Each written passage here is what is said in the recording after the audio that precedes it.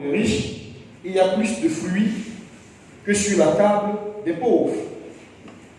Que vous le vouliez ou pas, c'est comme ça. Je ne sais pas ce à quoi ressemble votre vie avant la mort, mais pour beaucoup, ça ressemble à ça. Des enfants qui meurent de paludisme, de diarrhée. Je ne sais pas d'où vous venez, mais je suis sûr que quelque part à côté de vous, il y a des gens dont la vie avant la mort ressemble à ça. Donc avant de réfléchir à ce que sera notre vie après la mort, je voudrais vous inviter aujourd'hui à ce qu'on réfléchisse à ce qu'est notre vie avant la mort. C'est bien, moi aussi je vais être à côté de Jésus, vous avez entendu ma prière, et ceux qui me connaissent bien savent que ce n'est pas une habitude chez moi de prier. C'est vrai. Donc, quand vous croirez que c'est grave ce que je vous ai montré, si vous êtes d'accord avec moi que c'est grave, que ça ne va pas, qu'il y a plein de gens qui meurent de faim, qui meurent de soif, eh bien j'ai envie de vous dire que ce n'est pas encore pire. Voilà les statistiques qui datent déjà d'il y a 24 mois. Sur la Terre, par an, il y a 429 000 enfants qui meurent de paludisme. 429 000 enfants. Ces statistiques ont 2 ans, je ne les ai pas mis à jour. Parce que j'avais peur de voir les chiffres aujourd'hui. 525 000 enfants et adultes meurent de diarrhée. C'est vrai que chez nous, dès qu'on meurt de diarrhée, c'est que notre oncle qui a acheté une nouvelle voiture est la cause.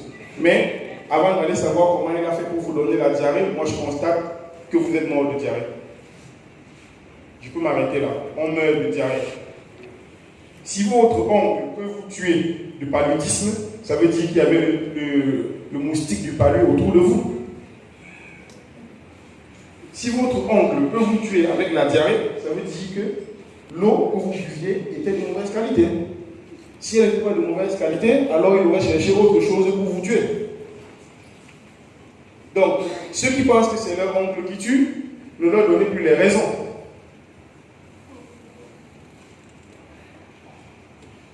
Pour ne pas céder à la tentation, il faut éviter d'être tenté.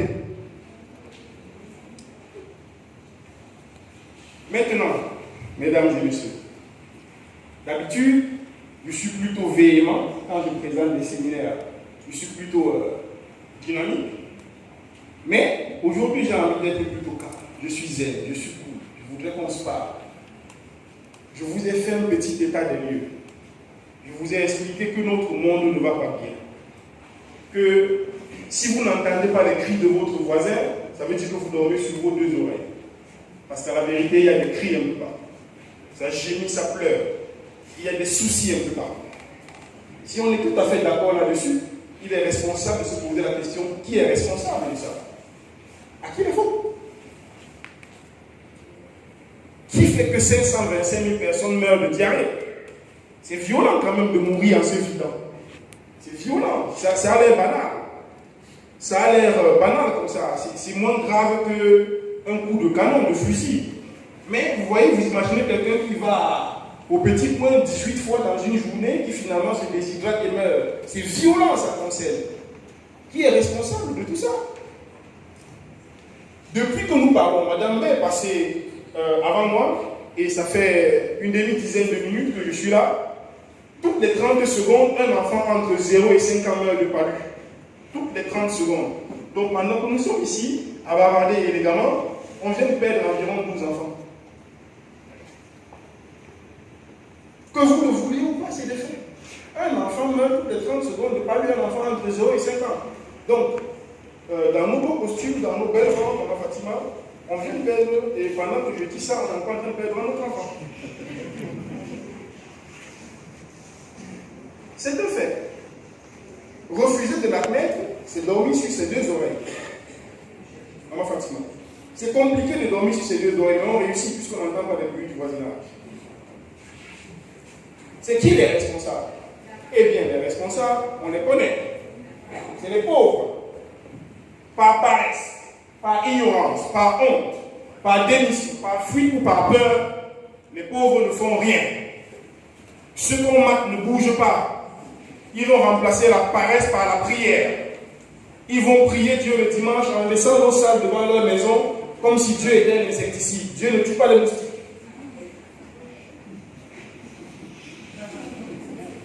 C'est nous les responsables. Dieu n'est pas pauvre. Simplicité.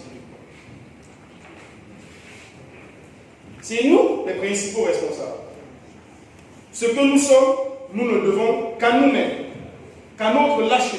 Ce que nos enfants seront, ce sera notre lâcheté. Ce sera notre inaction. Ce sera notre fuite en avant. Notre incapacité à nous poser des questions sérieuses de notre époque, à adresser les problèmes de notre époque, à améliorer l'existence de nos enfants pour d'eux-mêmes. Nous avons trouvé un monde où il faisait maximum 38 degrés. Aujourd'hui, à Douala, il fait 42 degrés. Nous sommes responsables de ça. Chacun va au supermarché, il achète un bonbon, il faut qu'on emballe. Où est-ce qu'on met le plastique après? Personne ne se pose la question. Et puis quand nos enfants vont mourir demain, on se demande c'est quoi? Quand la boîte de Gary va coûter 200, on se demande comment? Nous avons gâté la terre. La terre qui nous mourit, nous l'avons gâtée. Nous sommes responsables de ça. Nous sommes responsables parce que par notre consentement muet, par notre acceptation passive, nous avons laissé ceux qui dominent le monde continuer de dominer le monde. Vous savez quelle est la position des pauvres dans le salon des riches? Ils sont sous la table. C'est sur leur dos qu'on met la table de repas. Alors, pour que ça s'arrête, il faut que les pauvres se lèvent et la table tombe. Sauf que les pauvres sont trop pauvres dans leur tête pour se lever. La position des pauvres dans le salon des riches, c'est courbé. La table est sur leur dos. C'est eux qui portent le repas des riches. Donc, le jour où on veut que ça change, eh bien, les pauvres se lèvent. Mais nous sommes trop lâches, nous avons trop peur. Personne ne bouge, personne ne fait rien. Et la seule chose dont les grands ont besoin pour continuer de rester les grands, c'est le silence des pauvres. C'est le silence des faibles. Tant que les faibles diront oui, tant que les faibles diront on fait comment, il n'y aura rien. On vous a invité aujourd'hui pour vous poser les questions. Arrêtez d'être des fantômes, arrêtez de devenir des ombres. Parce que les ombres ne connaissent pas d'obstacles. Ils traversent, ils n'ont pas de problème. C'est un peu comme ça que nous sommes, non? Si vous mirez le soir et vous ne voyez pas ça, c'est que ce n'est pas vous qui êtes devant le miroir.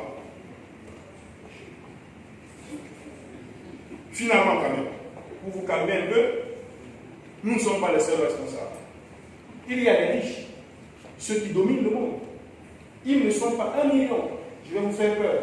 Ils sont 500, pas plus.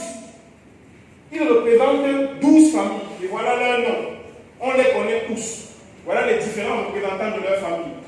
Ces 12 familles dominent le monde. Ces 12 familles ont créé 4 sociétés. Wellington, Capital Investors, AXA Massachusetts, Financial Services Bureau. Ces 4 sociétés-là, que vous voyez, sont actionnaires dans les 508 plus grandes sociétés du monde. Donc choisissez, imaginez dans votre tête une société, une très grande société dans le monde. Ces 4 sociétés sont actionnaires dans cette société-là. Peu importe la société.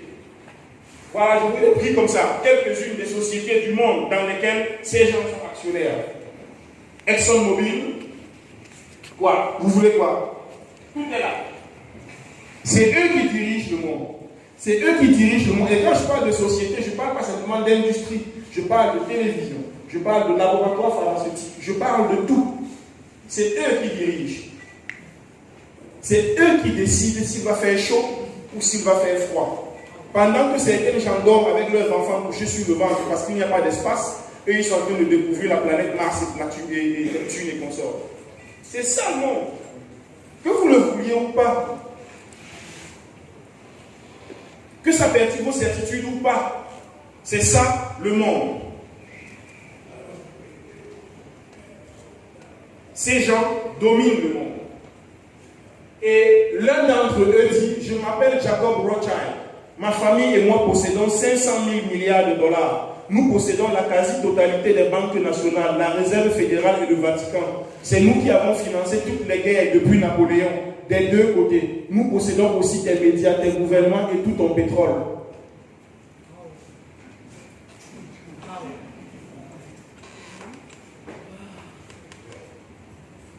Moi, la phrase qui m'intéresse là, c'est nous avons financé toutes les guerres depuis Napoléon, des deux côtés. Donc il vient chez Papa Kamel, il lui dit, Papa Kamel, est-ce que tu sais que Nyonzi est en train de préparer une guerre contre toi? Pour bien te prémunir, achète telle arme. Papa Kamel achète, il fait des photos et il vient me montrer. Nyonzi, est-ce que tu sais que Papa Kamel est déjà prêt à t'exterminer? Si tu veux réussir, achète telle arme, j'achète et je fais la guerre à Papa Kamel, tous les deux on meurt. ils viennent voir nos enfants, ils disent je refinance tout et puis vous me remboursez sur 400 ans. Ils allument le feu, ils l'attisent et après ils viennent jouer au pompier. On a tout compris.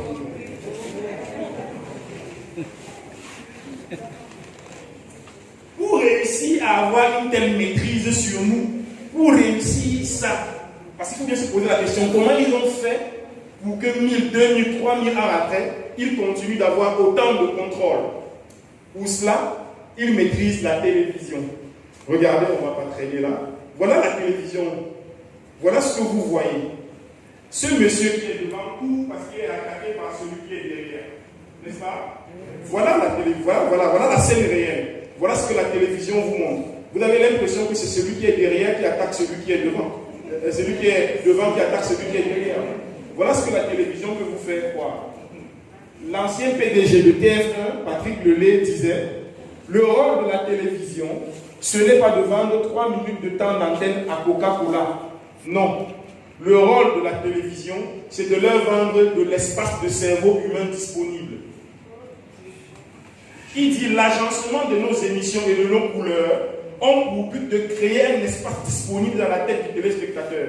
Et après, en 3 minutes, on y dépose la marque que l'on veut. Lorsqu'à la sortie de notre émission, le téléspectateur choisit un objet, en fait, il n'a pas choisi, nous avons choisi pour lui. Donc, pour ceux qui croient qu'ils sont des êtres humains parmi vous, remirez-vous le soir. J'espère que vous reverrez la même chose. C'est pas moi qui l'ai dit, donc ne venez pas m'en vouloir. Hein. Il dit que c'est de l'espace de cerveau humain disponible qu'il vend. Pour le faire, il contrôle le statu quo. Ils font en sorte que les gens ne bougent pas, que les pauvres restent ce qu'ils sont. Et pour réussir ça, il contrôle l'école.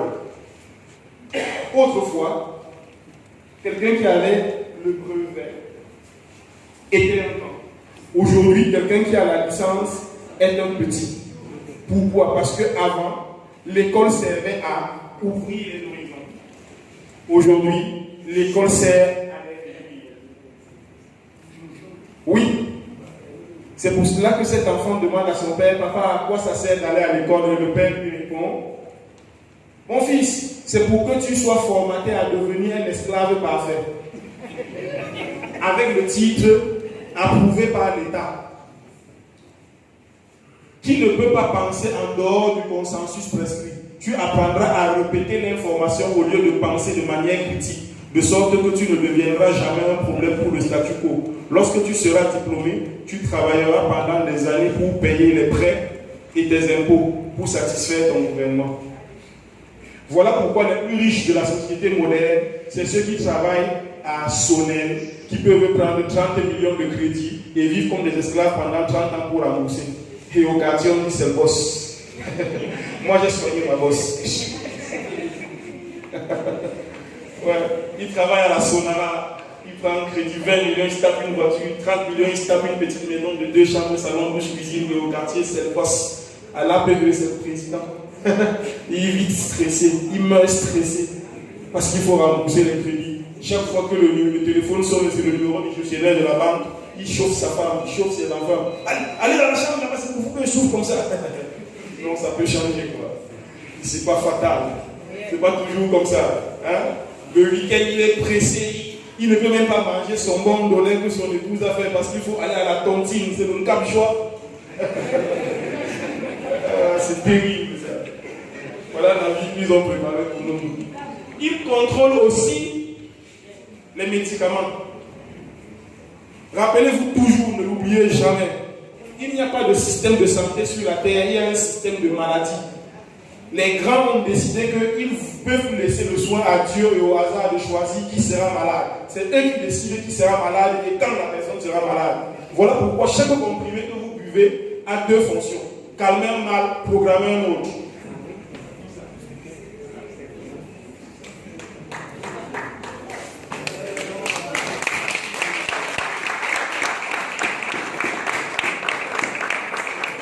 C'est l'une des rares fois que des gens applaudissent quand je leur dis qu'on est en train de les avoir. Non, c'est positif, c'est bien. C'est quand même quelque chose. Voilà. C'est bien. On vous dit que vous êtes déjà sur la chaise électrique et vous applaudissez. Ah, quel optimisme. C'est bien. Ça veut dire qu'on va réussir ce soir. On veut dire qu'on va réussir. C'est vrai. C'est eux qui décident de quand on sera malade. Ça fait la pérennité de l'entreprise. S'ils ne programmaient pas, s'ils ne savaient pas qui sera malade dans 5 ans, les industries, les laboratoires pharmaceutiques, les industries de la pharmacie ne fonctionneraient pas. Ils ne peuvent pas laisser le son à Dieu de dire que tel endroit sera malade. Au moment où on se parle, dans les laboratoires d'Europe de l'Ouest, on sait déjà qu'en Afrique centrale, il y aura telle maladie dans telle année. Et donc, on va fabriquer la molécule qui va calmer cette maladie. Et à côté, on va mettre celle qui va programmer le mal Dieu. Parce que c'est avec cette technique de manipulation qu'on a réussi à faire que les gens coupent leurs cheveux et mettent les cheveux de mort à nous.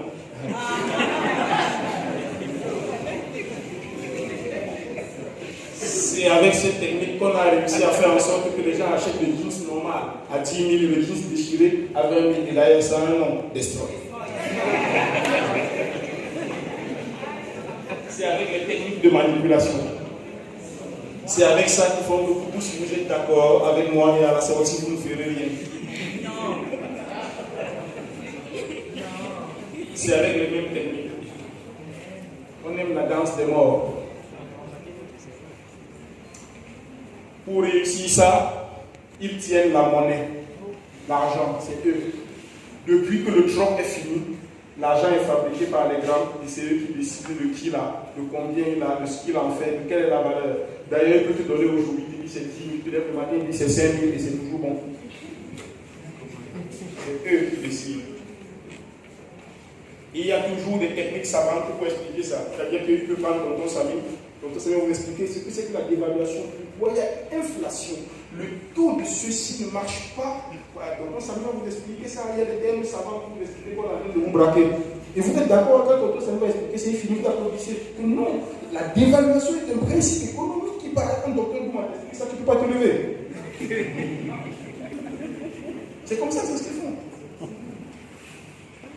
L'avantage qu'on a, c'est que maintenant, on a ces deux gens-là de notre côté. C'est comme ça qu'on gagne la guerre. Quand on va le mettre pour lui.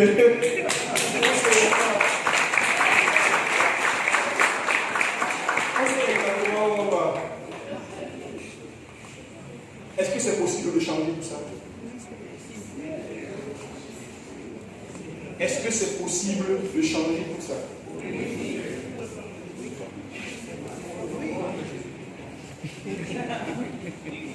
C'est ici. On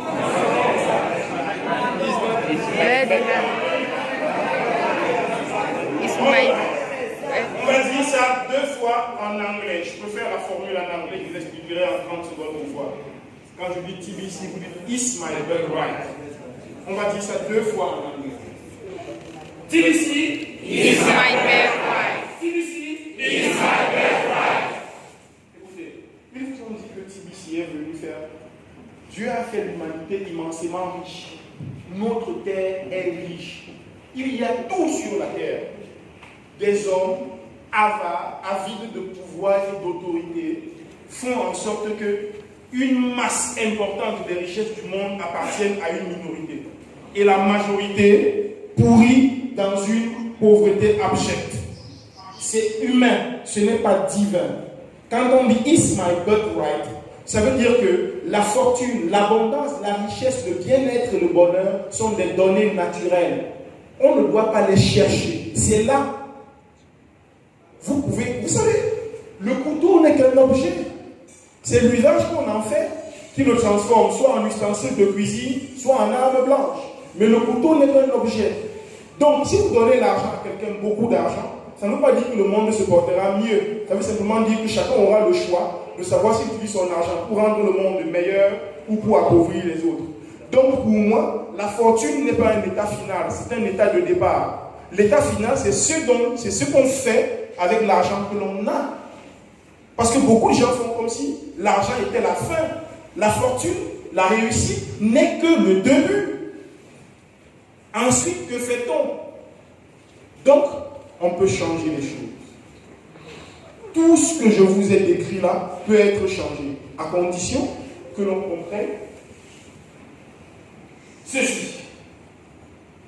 monnaie. Parce que le nerf de la guerre, c'est l'argent. Celui qui a de l'argent peut changer les choses. Celui qui a de l'argent peut changer les choses. Le nerf de la guerre, c'est l'argent. Il faut donc comprendre la monnaie pour comprendre ce qui s'est passé. C'est quoi la monnaie? La monnaie, c'est n'importe quoi. Si on coupe un bout de tresse de maman et on dit que c'est ça désormais le billet de 10 000, si on est tous d'accord, eh bien on va dévaliser sa tête. Elle va rentrer sans cheveux.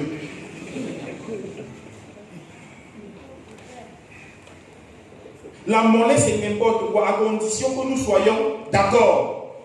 La preuve, notre humanité, les gens avant nous ont utilisé les coris. On a doté ma grand-mère avec 22 coris. Quand les billets de banque sont arrivés, on a transformé tous les courriers en billets de 10 000. On a dit maintenant c'est 222. Le sel a été la monnaie. Le nacre a été la monnaie. Les coquillages ont été la monnaie. Alors, si l'humanité a pu utiliser le sel, Maman Fatima, le sel comme monnaie, comment les gens peuvent douter que la crypto-monnaie sera une monnaie? Que la crypto-monnaie est une monnaie? Si l'humanité a pu utiliser le sel, comment les gens peuvent douter de ce que une prouesse technologique comme la crypto-monnaie sera une monnaie? Comment on peut douter? D'ailleurs, si quelqu'un à côté de vous doute de cela, amenez-le plutôt au centre Jamon. C'est son cerveau qui lui joue des tours. Nous, on peut changer cela. Et on peut changer cela avec la crypto-monnaie. Mais pour comprendre la crypto-monnaie, je vais vous faire en 30 secondes un bref descriptif de l'évolution de la monnaie. La monnaie, les échanges humains ont commencé avec le drop. Le drop a posé un problème, plusieurs problèmes, mais essentiellement celui de l'opportunité de l'échange. J'ai de la patate, je viens voir Papa Géa, il a la banane, je veux prendre sa banane, sauf que lui, il veut le manioc. Donc, chacun repart avec son bien en attendant celui qui a ce qu'il veut et qui veut ce que tu as, le bien pourri. Pour résoudre ce problème, les humains ont trouvé l'or comme intermédiaire d'échange. Lorsque j'allais vers lui et qu'il ne voulait pas ce que j'ai, je lui donnais de l'or à la place et je récupérais son bien. Avec l'or, il pouvait aller acheter ce qu'il voulait. Sauf que l'or venait en lingots et c'était difficile de diviser. Quelle quantité d'or fallait-il donner pour quelle quantité de biens? L'humanité a encore évolué. La monnaie métallique est née parce qu'on a commencé à couper l'or en petites pièces qu'on a appelées l'écu, n'est-ce pas? Alors les gens donnaient les pièces, 3 pièces d'or pour 10 kilos, 2 pièces d'or pour 20 kilos, et ainsi de suite. Mais l'or a aussi, les pièces sont aussi présentées, leur limite c'était plutôt des problèmes de transport et de sécurité. Sur les grandes distances, c'était compliqué. Alors on a créé ce qu'on appelait les garants d'or. C'était les personnes avec une certaine notoriété dans les sociétés anciennes, dont le rôle c'était quoi? Quand tu avais de l'or, tu allais déposer chez lui et il te donnait un bout de papier assermenté qui attestait de la quantité d'or qui a été déposée. Et avec ce bout de papier, tu pouvais aller donc transiger, faire des affaires à l'extérieur. Sauf que quand l'État a vu ça, il dit, mais comment je peux garantir la cité et quelques individus garantissent la monnaie? Alors l'État a nationalisé tout l'or, a récupéré tout l'or et a fabriqué la banque avec le billet de banque. C'est la naissance de la monnaie fiduciaire. La monnaie fiduciaire est née, sauf que la banque, elle aussi, a montré ses limites. La limite de la banque, c'est que vous avez besoin de votre banque à 19h, elle est fermée. La monnaie structurale, avec la carte magnétique, est née. Vous pouvez choquer à n'importe quelle heure et retirer. Limite aussi, disponibilité des sous. Vous voulez 2 millions, votre carte vous autorise 500 000. Vous ne pouvez plus faire les affaires. L'argent électronique est arrivé. Vous pouvez mettre 5 millions dans votre Orange Money et faire des affaires un peu partout, à n'importe quelle heure. Sauf que si vous sortez du Cameroun avec votre compte Orange Money, vous allez en Côte d'Ivoire, vous êtes abonné Orange, vous ne pouvez plus vous en servir. Problème de réseau, la crypto-monnaie est née. La crypto-monnaie corrige l'ensemble des faiblesses du système financier classique. Toutes les faiblesses présentées dans l'évolution de la monnaie sont corrigées par la crypto-monnaie. Sécurité, diligence, disponibilité, fiabilité.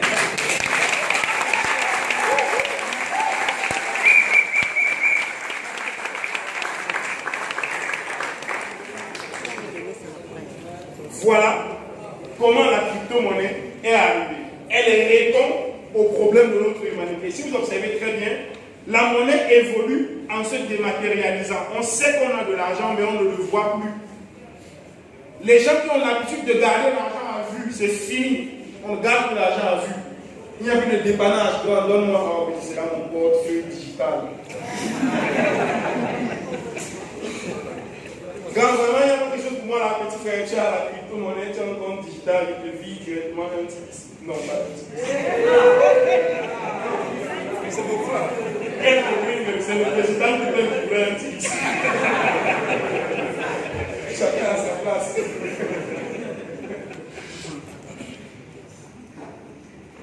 TBC n'est ni une banque ni un marketing de réseau. Pour ceux qui se posent la question, parce qu'il y a beaucoup de nouveaux, et ils se disent, c'est vrai que marketing de réseau. TBC n'est pas une banque, TBC est une monnaie. La crypto-monnaie, c'est une monnaie. Simplement, comme je viens de vous le décrire, la monnaie fiduciaire, le billet de banque est en train de jouer cet arrêt de jeu. Pour reprendre une terminologie sportive, la crypto-monnaie, la monnaie fiduciaire, le billet de banque, la carte, c'est en train de jouer les arrêts de jeu. C'est bientôt fini. On est en train de passer désormais à la monnaie digitale. Ok? On est en train d'évoluer vers ça. Ceux qui ne l'ont pas encore compris ont 20 ans de retard. Ils ont 20 ans de retard et j'ai peur qu'ils mettent leurs enfants 50 ans en retard. Parce que ça va très vite. Et la technologie a ce défaut de ne pas attendre quelqu'un. C'est brutal, ça vient, ça ne vous attend pas, ça va. Vous viendrez après. Peu importe l'état dans lequel vous serez, vous viendrez après. C'est ça la technologie. La technologie, Internet a bousillé plein d'entreprises. Plein de chefs d'entreprise qui n'ont pas pris le train d'Internet à temps ont fermé. C'est comme ça. Il y a 25 ans, les jeunes qui ont... Je vous donne un exemple banal autour de nous, Express Union. C'était l'un des fleurons de l'économie camerounaise, de l'économie nationale, n'est-ce pas? Mais il y a 10 ans, un jeune garçon lui a vendu l'application pour l'argent mobile, lui a dit que non, il faut s'aligner et signer. Aujourd'hui, il est largué. Si Express Union ne change pas son modèle économique, il va fermer. Il doit se transformer en banque quelque chose. Mais sur le domaine transfert, il va fermer. Au Cameroun, en tout cas. Il va fermer. Il n'y a plus rien. La preuve, on est 300. Combien de personnes ont une application Express Union dans leur téléphone? Combien de personnes ont Orange Money? Ce n'est pas... Enfin, on peut le dire avec les termes savants, mais on peut aussi faire comme grand-mère au village. Qui a ça? Qui a ça? Personne. TBC n'est pas un marketing de réseau parce que vous n'avez pas l'obligation de faire venir quelqu'un pour que votre compte prenne de la valeur. Ce n'est pas une obligation. C'est facultatif. La crypto-monnaie, c'est 4 phases. La première, c'est la conception. Ça naît dans l'esprit de quelqu'un ou de plusieurs personnes. La deuxième, c'est la production. Toute crypto-monnaie crédible, le jour de son lancement, vous donne 2 informations capitales. La première, c'est le nombre total de pièces produites. Et la deuxième, c'est la valeur maximale d'une pièce quand elle atteint la maturité. Quand on a fini de produire le nombre total de pièces, on passe à la phase de distribution. C'est celle dans laquelle on forme, on informe, on éduque, on sensibilise, afin que les gens sachent que ça existe, qu'ils en acquièrent des parts. Et la dernière phase, c'est la phase de consommation.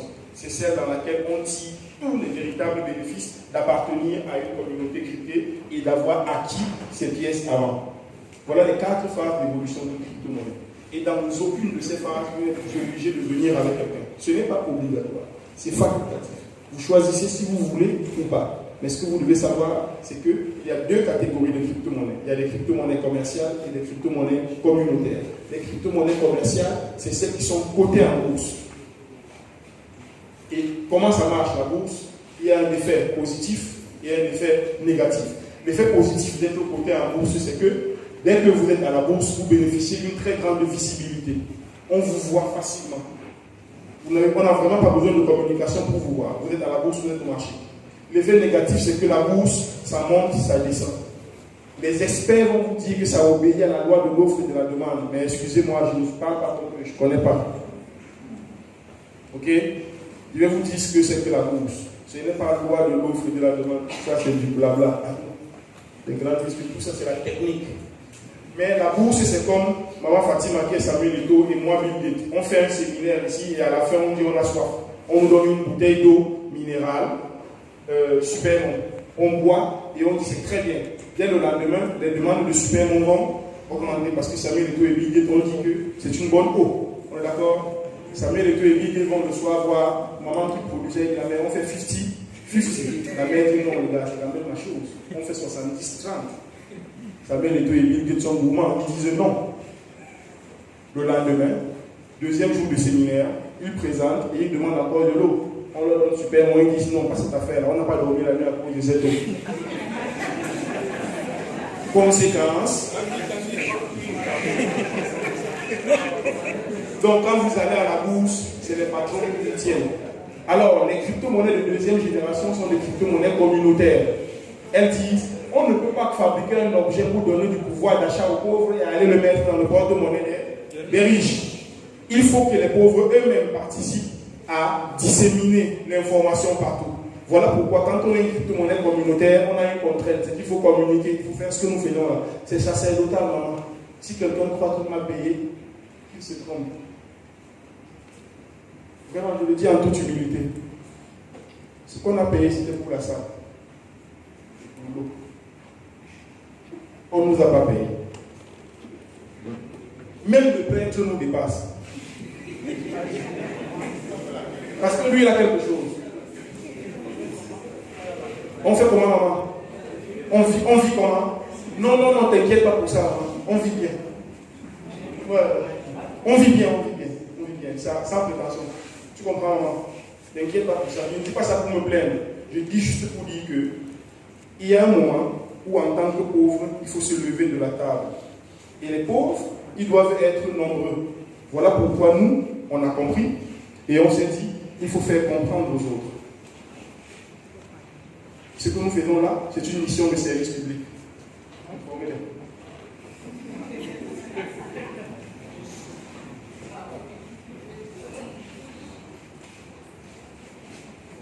TBC est une crypto-monnaie communautaire. Ça veut dire que vous n'entendrez jamais que TBC monte et descend. Il n'y a pas de phénomène de yo-yo. TBC évolue lentement, mais évolue progressivement. Quel est le critère d'évolution de TBC ou la condition d'évolution? C'est la croissance de la communauté. Puisque nous ne sommes pas au marché, nous n'obéissons pas à la loi de l'offre et de la demande, alors c'est l'accroissement des utilisateurs. Plus il y a des utilisateurs, plus la communauté est grande, plus la monnaie croît. Chaque individu apporte une valeur ajoutée à TBC. Donc chaque fois qu'une nouvelle personne acquiert un compte TBC, eh bien la valeur globale de TBC augmente pour tous les TBCiens du monde. Quel que soit l'endroit du monde où quelqu'un est, dès qu'il acquiert un compte TBC, la valeur de votre TBC au Cameroun croît et inversement. C'est cela la force d'une crypto-monnaie communautaire. À la différence des crypto-monnaies commerciales, dont les critères d'évolution nous semblent être un peu opaques. C'est transparent de savoir qu'aujourd'hui on était 3 millions, demain on est 3 millions 1, la crypto-monnaie est passée de temps à temps parce que la valeur de chaque individu est identique. Il n'y a pas quelqu'un qui vaut plus cher qu'une autre personne. Voilà ce que c'est que la crypto-monnaie TBC. Ce n'est pas une banque. Donc demain, ne dites pas à quelqu'un, je cherche TBC. Vous ne verrez pas. Ne demandez pas à quelqu'un de venir, sinon harceler personne. Je dis souvent aux gens, ne dites jamais, n'essayez jamais de convaincre quelqu'un d'entrer dans TBC. Non. N'essayez jamais de convaincre quelqu'un d'acquérir un compte digital. Non. Expliquez aux gens que le monde est en train de bouger, que la monnaie sera digitale demain. Si la personne le comprend, tant mieux. Si elle ne comprend pas, ne vous dérangez pas, elle comprendra. Parce que ceux qui ne viennent pas aujourd'hui en marchant viendront demain.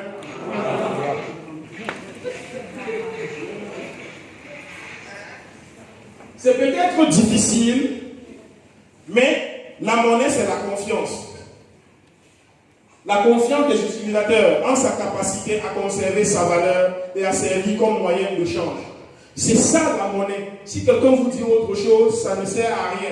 Si je jette mon porte-monnaie Louis Vuitton là au sol avec les billets de Kwacha, le Kwacha c'est la monnaie de la Zambie à l'intérieur. Celui qui va ramasser mon porte-monnaie va jeter les billets et garder le porte-monnaie parce qu'il connaît la valeur. Le Kwacha ne sert à rien chez nous parce que précisément on n'est pas d'accord qu'on utilise ça comme monnaie. C'est la même chose que si vous mettez 1 milliard en billet de 10 000 dans une rue de Tianjin en Chine, le premier Chinois qui ramasse ça, il jette parce que ça ne veut rien dire chez lui. Donc la monnaie ce n'est pas un billet, non, la monnaie c'est n'importe quel objet qu'on a accepté d'utiliser comme moyen de change.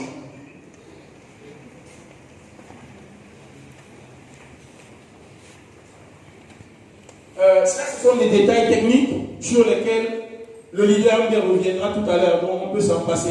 Ce que vous devez savoir, que TBC a déjà atteint un niveau de liquidité somme toute appréciable. Ceux qui ont un compte digital aujourd'hui, TBC, aujourd'hui dans cette salle, et qui ne s'en sont jamais servis pour acheter un bien ou un service, ne peuvent s'en prendre qu'à eux-mêmes. Au Cameroun, il y a 150 marchands déjà minimum, et dans le monde, il y en a environ 1500 qui acceptent des paiements en crypto-monnaie de 10 à 50, à 100% dans le monde. Parce que j'ai vu un Californien qui vend des voitures et des téléphones 100%. Au Cameroun, on accepte TBC entre 10 et 50%. Monsieur Kameni qui vient d'arriver est directeur d'auto-école. Son auto-école vous forme 50% TBC. Le docteur Bouffin n'est pas là. Il vous soigne à la clinique de la régénérescence 50% TBC. Américain dans sa quincaillerie à Ange Raphaël, 20% TBC. Afro TBC Shopping, nouvelle recité, 50% TBC. Et je dis, il y en a partout. Le cabinet de Maître Fondant à la PJ, le nôtre derrière Sitabac à Bonanjo, et ainsi de suite. Il y a des marchands un peu partout. Un peu partout qui acceptent des paiements en TBC. Ça, on est encore dans la phase de distribution. Parce que lorsqu'on arrivera dans la phase de consommation, ce sera 100% et il y aura des marchands un peu partout. Et puis il y aura le change bancaire que beaucoup de gens attendent. Mais j'ai envie de vous dire, pour la question du change bancaire, beaucoup de gens attendent ça. La carte. C'est bien. Mais croyez-moi, quand la carte viendra, ce sera un usage résiduel qu'on en fera. Pourquoi irez-vous retirer de l'argent dans votre compte TBC pour mettre dans une carte magnétique alors que vous pouvez inscrire directement votre enfant en Allemagne avec TBC? Pourquoi retirez-vous cet argent pour transformer en dollars alors que vous pouvez acheter des produits en Turquie avec TBC directement? Dites-moi. Pourquoi transformerez-vous un argent qui croît dans votre compte chaque jour pour mettre dans une monnaie qui, elle, peut décroître à n'importe quel moment? Quel sera l'enjeu? En fait, le problème que vous avez, le problème qu'ont tous ceux qui demandent la carte avec insistance, c'est qu'ils sont en train de vouloir comprendre un monde de liberté avec les vêtements de l'esclave.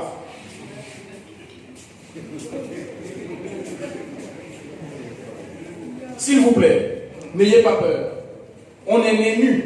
Alors, déshabillons-nous, retirons notre vêtement d'esclave. Même si on n'a pas encore trouvé le vêtement du maître, marchons nus. Quand on trouvera le vêtement du maître, on le porte. Il vaut mieux marcher nu que de marcher avec le vêtement d'un homme qui n'a pas de liberté, qui n'a pas de parole, qui n'a pas de pensée autonome. Donc, les amis, n'ayez pas peur d'être nus si c'est le chemin de la liberté. Comment on devient tibicien? On devient tibicien si on a Internet. Dès que vous avez Internet, vous pouvez être tibicien. Avec une adresse email, vous créez votre compte et puis vous l'activez. L'activation, c'est $22 ou un peu plus. Ça fluctue en fonction du prix de l'or. Parce que c'est 8 grains d'or à la vérité. Maintenant, le prix de l'or peut aller entre 20 et $25. Donc, on active son compte de cette façon-là et on est tibicien. Dès qu'on a activé son compte, on obtient environ $2000 de prime à l'ouverture. Et souvent, les gens demandent aide. Comment celui qui partage l'argent, il a pris ça? Mais ce n'est pas l'argent de la sorcellerie que quelqu'un partage comme ça et je lui dis, je te comprends. Quand on donne la valeur de TBC, ça dérange tout le monde. C'est simplement parce que c'est trop loin des chiffres de notre pauvreté. Quand vous mettez 1000 francs dans votre téléphone, vous tapez dièse, étoile, c'est quelque chose, dièse, ça donne 50 000. Personne ne se fâche parce que 50 000, c'est le montant de notre pauvreté. Vous savez qu'on va vous vendre quand même pour ça. Et quand on dit déjà $2000, il y a dit, hey,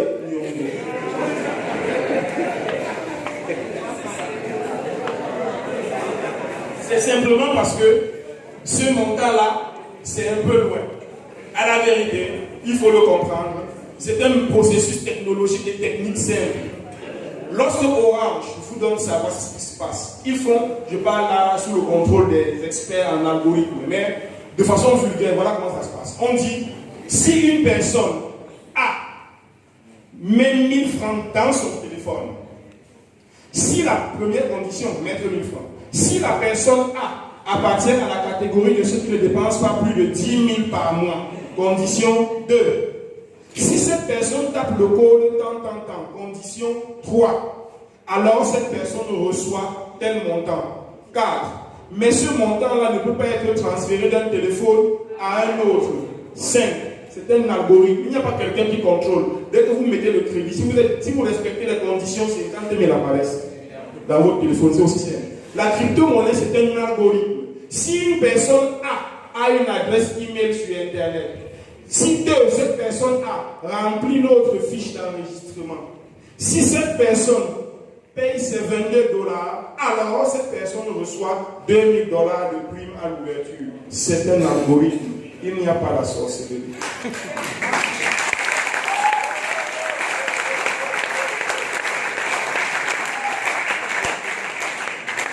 Il n'y a rien de sorcier. En fait, ce ne sont pas les idées nouvelles qui nous font peur. C'est surtout la peur de quitter les anciennes idées. Les nouvelles idées ne nous posent aucun problème. C'est la peur de quitter les anciennes idées qui gêne tout ce que nous faisons. Donc c'est comme ça que ça marche. Maintenant, lorsque cet argent est dans votre compte, il faut transformer ça en monnaie. La monnaie, comme on l'a dit, c'est ce que les gens acceptent d'utiliser. Voilà pourquoi nous devons être une communauté. TBC a 3,5 millions d'utilisateurs, de personnes qui acceptent d'utiliser ça. Croyez-moi, pour le moment, on peut encore se regarder et avoir des questions. Mais quand on sera 50 millions, quelle banque peut nous résister, ma petite chérie? Quelle banque? Ah, on est fort. On a tout compris. Ils nous ont mis depuis 3000 ans à utiliser leur monnaie pour les rendre riches. Et bien maintenant, on a créé la nôtre pour se rendre riches. On a juste changé les pronoms pour les rendre, nous rendre. C'est toujours rendre, mais ce n'est plus la même personne. Avant, c'était eux qu'on rendait. Maintenant, c'est... Mon fils est déjà milliardaire. Il aura 2 ans en septembre. Je ne sais pas ce que vous faites.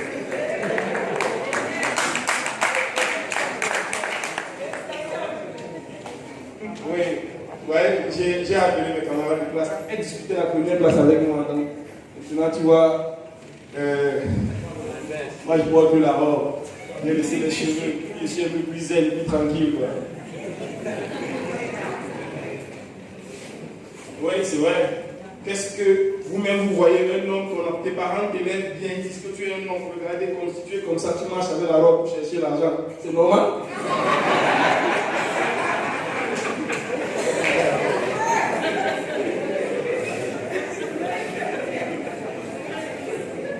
Voilà l'état des lieux. L'humanité a 2300 milliardaires en dollars. En 2019, il y a 2300 milliardaires en dollars. TBC va faire 1 million de milliardaires. Ça a l'air banal, mais c'est ce qu'on va faire. Ce sera simplement 1 million de personnes avec 1 milliard en TBC et qui acceptent que je produis le haricot, tu achètes avec TBC. Tu produis la patate, il achète avec TBC. Il fait sa musique, il achète avec TBC. Papa soigne les malades, il prend TBC. Maman pour les habits, elle prend TBC. Et voilà l'économie TBC qui est créée. Ils vont venir vers nous, ils n'auront pas le choix. Ils n'auront pas le choix. Parce que l'avantage avec les riches, c'est qu'ils respectent les pauvres dès que les pauvres se lèvent. Est-ce que vous avez encore des doutes que ça va marcher? Un peu, maman. On va étaler les derniers tout à l'heure. Et je ne pas. Je peux comprendre ça, parce qu'il y a 2 types de noyades, je vous ai toujours dit. Il y a ceux qui commencent à se noyer par les pieds, ils peuvent tendre la main et on les sauve. Il y a ceux qui commencent par la tête, qui tentent de les sauver, vous mourrez avec eux. Maman, je sais que toi, c'est avec les pieds, donc tu vas tendre la main tout à l'heure et je vais te sauver. S'il vous plaît, c'est mon maître qui m'a appris cette citation. Et je ne l'ai jamais laissé depuis le jour où il me l'a appris. Mon maître est dans la salle. Il se connaît. D'ailleurs, si vous regardez bien le jour où je suis sur lui. Alors, ce monsieur est en train de marcher sur le bord d'un panier vide. Et dans l'esprit de plein d'humains, c'est impossible. Si vous croyez que TBC ne va pas marcher, vous avez raison, mais laissez-nous. Nous, on va réussir. Ne nous arrêtez pas parce que vous avez des doutes. Ne nous arrêtez pas parce que vous ne croyez pas. Ne nous arrêtez pas parce que vous ne comprenez pas. Ne nous stoppez pas parce que vous pensez que ce n'est pas possible. Pour moi, le mot impossible est un mot mal écrit. C'est I am possible. I apostrophe M est possible. Plus loin. C'est un mot mal écrit. Impossible n'existe pas. Tout le monde pensait que c'était impossible à faire. Et puis il est arrivé quelqu'un qui ne le savait pas, il l'a fait. Pour vous, plein de choses sont impossibles parce qu'on vous a dit que c'était impossible. Est-ce que vous avez essayé ça? Est-ce que vous avez osé le faire? Probablement, c'est possible qu'on échoue. Parce que mon maître m'a aussi appris que c'est une nécessaire prévision de prévoir que l'on ne peut tout prévoir. D'accord, je prévois qu'on n'a pas tout prévu. On peut échouer. Internet peut disparaître. Mais nous préférons, nous avons choisi d'échouer en faisant quelque chose de différent. Au moins, au tribunal de nos enfants, on leur dira, on a essayé autre chose. On ne vous a pas laissé la misère qu'on a trouvée. On a osé faire autre chose. On n'a pas réussi. Alors ils sauront que leurs parents sont morts en essayant. Moi, je meurs debout, je ne vais pas coucher.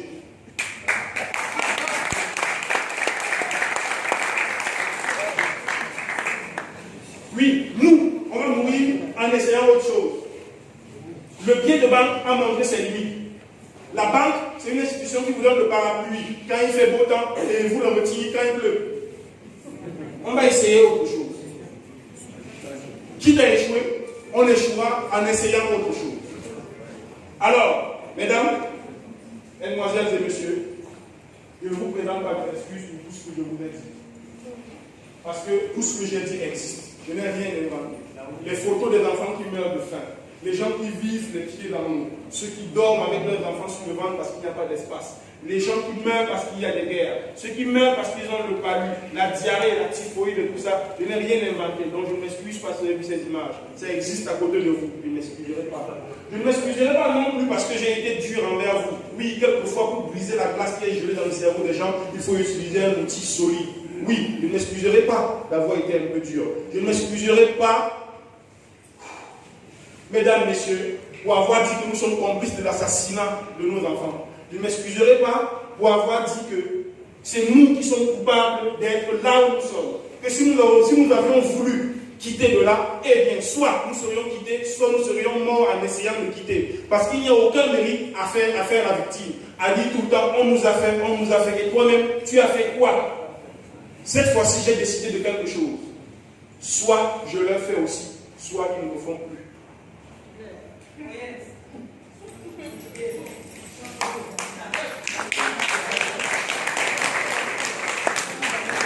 Je ne sais pas pour vous, mais il est temps d'arrêter.